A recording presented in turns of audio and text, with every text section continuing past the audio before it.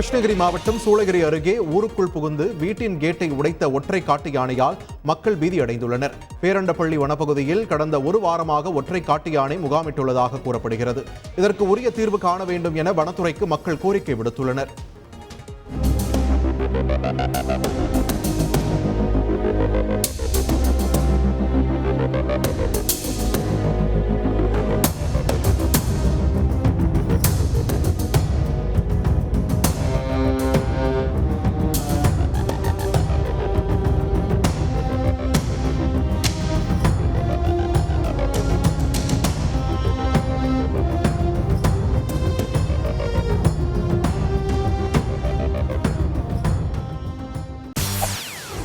செய்திகளை உடனுக்குடன் தெரிந்து கொள்ள உடனே சப்ஸ்கிரைப் பண்ணுங்க.